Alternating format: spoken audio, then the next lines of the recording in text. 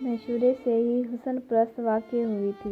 मनमोहनी लड़कियों को सहेलियाँ बनाती और जो ज़रा मामूली शक्ल और सूरत की होती, इनसे बात भी ना करती। बदसूरती तो किसी आँख को भी नहीं भाती, लेकिन मुझसे तो बदशक्ल चेहरे बर्दाश्त ही ना होते थे। आँखें बंद कर लेती, जैसे कि आँखों में ज़ख्म पड़ गया हो। जाने क्यों मेरा ऐसा ख़तरनाक रुझान था। हालांकि शक्ल और सूरत तो अल्लाह ताला की बनाई हुई होती है। किसी इंसान का चेहरा खूबसूरत ना हो तो ज़रूरी नहीं कि उसका दिल खूबसूरत ना हो या सीरत अच्छी ना होगी। असल खूबी तो अच्छी सीरत होती है। अम्मी जान अक्सर कहा करती थी, खुदा जाने इस लड़की का क्या बनेगा। कहीं खुश शक्ल दूल्हा ना मिला तो डर है, जिंदगी ही बर्बाद ना कर ले। माँ ने सही कहा था। अपनी नादानी और कम अक्ली से बिल आखिर मैंने जिंदगी को बर्बाद कर ही लिया, सिर्फ हसीन सूरत की खातिर। इन दिनों मैट्रिक में पढ़ती थी कि मेरे लिए अब्बू के एक दौर के कज़न के बेटे सलीम का रिश्ता आ गया। घर वालों का ख्याल था कि अब मेरी तालीम ख़त्म होनी चाहिए, क्योंकि लड़की को ज़्यादा पढ़ाने से शादी की उम्र निकल जाती है, फिर अच्छे रिश्ते नहीं आते। वालिदैन की दास्त में सलीम एक बेहतरीन लड़का था। इसने सीए में टॉप किया था और अब आला ओहदे पर फाइज था। बहुत अच्छी तनख्वाह ले रहा था। खुशहाल घराने का नूर नज़र और अपने ख़ानदान से था। इसमें कोई बुराई न थी। कुछ कमी थी तो ये कि मामूली शक्ल और सूरत थी, वो हसीन लोगों में शुमार ना होता था। सलीम ने दरअसल मुझे किसी रिश्तेदार के घर शादी की तकरीब में देखा तो अपनी वालदा से कहा कि मैं इसी लड़की से शादी करूँगा। अब आप मेरा रिश्ता लेकर मोमिना के घर जाइए। इनकी वालदा हमारे घर मेरा हाथ मांगने आ गई। वालिदैन ने इनसे हाँ कर दी, लेकिन मैंने सलीम को देखा तो मेरी चीख निकल गई। उफ, इतना काला और बदशक्ल लड़का मैंने पहले कभी नहीं देखा था। शादी से साफ इनकार कर दिया, बल्कि कह दिया अगर मेरी शादी इस बदशक्ल से हुई तो जहर खा लूँगी। अब घर में मसला हो गया, क्योंकि वालिदैन हाँ कर चुके थे और मैं मुसलसल इनकार कर रही थी। वालदा समझा रही थी कि वो इतना भी बदशक्ल नहीं है, कि कुछ सांवला ज़रूर है। नैन नक्श अच्छे हैं, सिर्फ शक्ल ही ना देखो और खूबियाँ भी तो देखो। ऐसी खूबियाँ किसी दूसरे में ना मिलेंगी। बहुत शरीफ लड़का है, तुम्हारा ख्याल रखेगा। इनके घर में किसी शय की कमी नहीं है। वालदा की बातों को कैसे खातिर में लाती। मेरी नज़रों में तो गुलफाम समाया हुआ था। ये लड़का हमारे मोहल्ले में रहता था। बीए थर्ड ईयर में था कि इसके वालिद फौत हो गए, तभी पढ़ाई छोड़ दी थी और अब हमारे घर के सामने जनरल स्टोर पर अक्सर आया करता था, क्योंकि स्टोर के मालिक के बेटे से दोस्ती थी। इससे सिगरेटें लेकर पिया करता था। मेरा और गुलफाम का सामना कई बार हो चुका था। स्कूल जाते हुए स्टोर से कुछ खरीदने जाती तो ये मौजूद होता था और मुझे तीखी नज़रों से देखता। बहुत खूबसूरत था। तभी इसकी तीखी निगाहें मेरे मन को भाईं और सूरत दिल में समा गई। सोच लिया था कि शादी करूंगी तो इसी से करूंगी, वरना किसी से नहीं करूंगी। मेरे बहुत ज़्यादा रोने धोने का वालिद साहब के दिल पर बहुत असर हुआ। बिलाखिर उन्होंने सलीम के वालिदैन को रिश्ता देने से इनकार कर दिया और बहाना ये किया कि हमारी बेटी अभी मैट्रिक में है, जब बीए कर लेगी तब कहीं शादी का सोचेंगे। इस इनकार पर सलीम के घर वाले बहुत अफसरदा थे, क्योंकि सलीम अफसरदा था। वो मुझे दिल से पसंद करता था, लेकिन जब लड़की ना हो राज़ी तो क्या करेगा काजी। मैं बहरहाल बहुत खुश थी कि इस काले बदशक्ल से जान छूट गई। मैं पूरी तरह गुलफाम के ख्यालों में खो गई। जिसको दिल पसंद करे इंसान इसकी तरफ खींचता चला जाता है। मैं भी बहाने बहाने स्कूल आते जाते कभी बिस्किट का पैकेट तो कभी कापी पेंसिल खरीदने जनरल स्टोर पर जाने लगी, लेकिन तभी जाती जब गुलफाम वहाँ बैठा नजर आता, वरना घर की राह लेती। मेरी दिलचस्पी का राज इसने पा लिया और अब वो भी सुबह शाम स्कूल टाइम पर स्टोर पर आकर बैठने लगा। इसका दोस्त जुहैब कहता, यार देखो हमारी दुकानदारी और हमसायगी का मामला है, कहीं दुकान बंद ना करा देना। एक रोज़ स्कूल जाते हुए लगा जैसा कोई मेरा ताक़ुब कर रहा है। पीछे मुड़कर देखा तो गुलफाम था। दिल उछल कर हलक में आ गया। वो नज़दीक आया तो सरगोशी में बोला, आज स्कूल ना जाओ, पार्क में चलते हैं। पहले तो घबराई, लेकिन फिर इसकी बातों में आ गई। सोचा 2 घड़ी पार्क में जाकर बात करने में क्या हर्ज है। इतना खूबसूरत है, ऐसा खूबरू चाहने वाला खुशकिस्मत लड़की को ही मिलता है। हम जाकर पार्क में बैठ गए। कुछ देर इसने लगावट भरी बातें की। मैं बुर्का लेती थी। इसने नकाब हटाने को कहा, चेहरा देखने की फरमाइश की, फिर कहा कि तुम तो चांद से बढ़कर हसीन हो। अच्छा है नकाब करती हो, वरना जाने कितने लोफर तुम्हारे पीछे लग जाते। इस तारीफ पर फूली ना समाई। वो भी तो कम हसीन ना था। इस रोज़ स्कूल ना गई, पार्क से लौटकर घर आ गई और अपने घर में जाकर आंखें बंद करके लेट गई। अम्मा से जल्दी छुट्टी हो जाने का बहाना किया था। वो मेरे दिल को इस कदर भाया था कि अब तो बस इसी के सपने देखा करती थी। लगता था कि गुलफाम बिना मेरी ज़िंदगी अधूरी है। हर वक्त इसी के ख्यालों में खोई रहती थी। वो भी यही ज़ाहिर करता था कि मेरे बगैर नहीं रह सकेगा। बस यही कहता था कि आसमान पर खुदा है और ज़मीन पर तुम हो। अब पढ़ाई में दिल ना लगता था। हर वक्त इसके मिलने का इंतज़ार रहता था। कुछ दिन तो हम ऐसे ही पार्क में मिलते रहे, लेकिन फिर मैंने महसूस किया कि गुलफाम वैसा नहीं है जैसा मैं समझती थी, या कि जैसा मैं इसको देखना चाहती हूँ। जब मैंने इसकी फरमाइश रद्द की तो अचानक इसने स्टोर पर आना कम कर दिया। वो अब हफ्ता में एक बार आता। इतनी दूरी बढ़ा दी कि मैं परेशान रहने लगी। वजह पूछती तो कहता ज़्यादा मिलना ठीक नहीं है। किसी ने हम दोनों को पार्क में मिलते देख लिया तो तुम्हारी रुसवाई हो जाएगी। कभी कहता कि मैं चाहता हूँ कि तुम पढ़ाई मुकम्मल कर लो और रोज़ स्कूल जाया करो, छुट्टी ना किया करो। मैंने भी जॉब कर ली है, कभी कमाऊँगा तो तभी तुमसे शादी करूँगा। पार्क में अब ना मिलेंगे, किसी दूसरी महफूज जगह खुशी से चलोगी तो ले जाऊँगा। दूरी से बेकरारी बढ़ती है, ये तो हकीकत है। मैं बार बार इसे फ़ोन करने लगी और वो कहता सब्र करो, आखिर को मिलना है, मिलेंगे किसी न किसी दिन। एक दिन इसकी याद में उदास बैठी थी कि फ़ोन आ गया। गुलफाम ने कहा अभी मिलो, तुमसे ज़रूरी बात करनी है।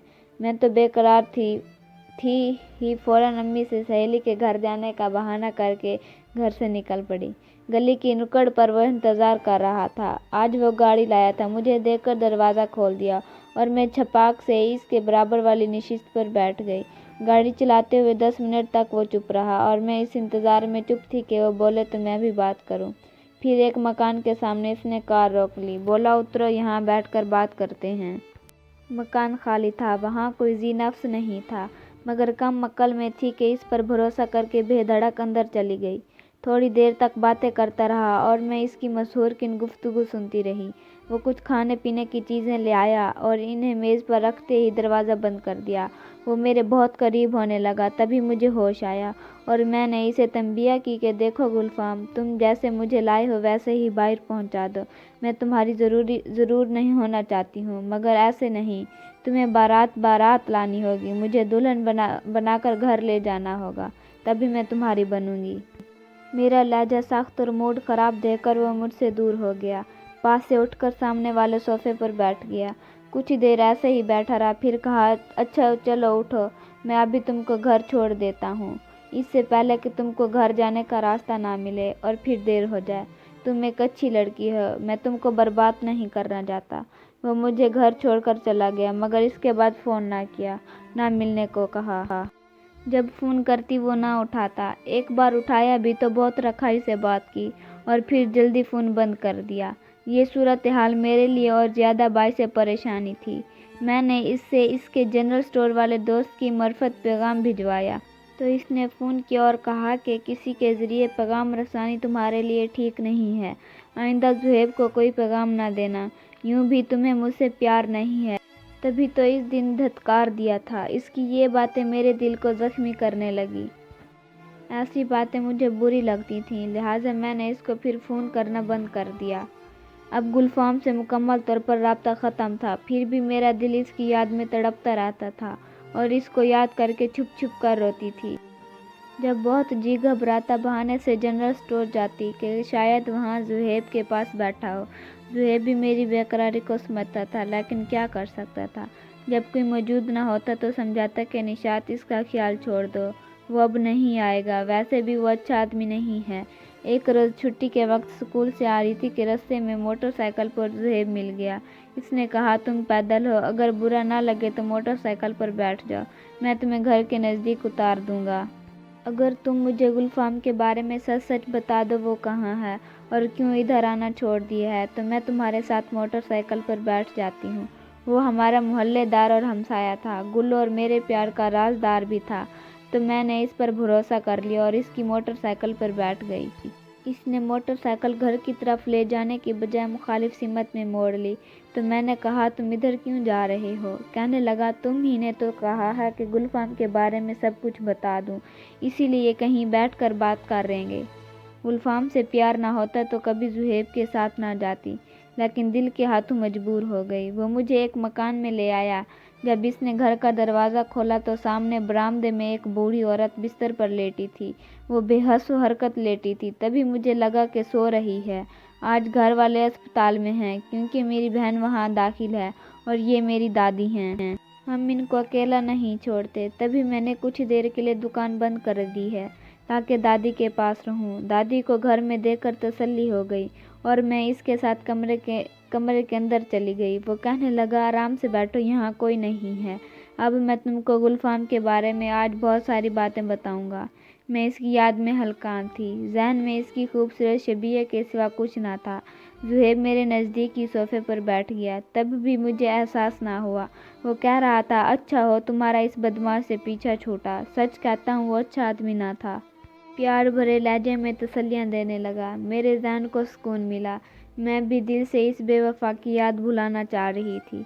शायद कि इसके गम से फरार ढूंढ रही थी जो कि मेरे दिल को खा रहा था। बातें करते करते वो यकदम बदल गया। अब ज़ुहैब का भी वैसा ही रवैया हो गया जैसा इस दिन गुलफाम का था। लेकिन मेरी तंबीह पर इसको हिजाब आ गया था और इसने मुझे नुकसान पहुंचाने का इरादा तुर्क कर दिया था।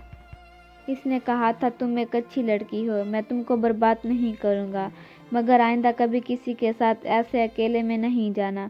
और ये शख्स जो खुद को बहुत बहुत अच्छा और शरीफ जाहिर करता था, जिसने अपनी दादी की मौजूदगी का एहसास दिलाकर खाली घर में मेरे बैठने के खौफ का दौर किया, वो गुलफाम से बदतर निकला। खबर ना थी कि इसकी दादी को फालिज है, वो सुन सकती है और ना बोल सकती है।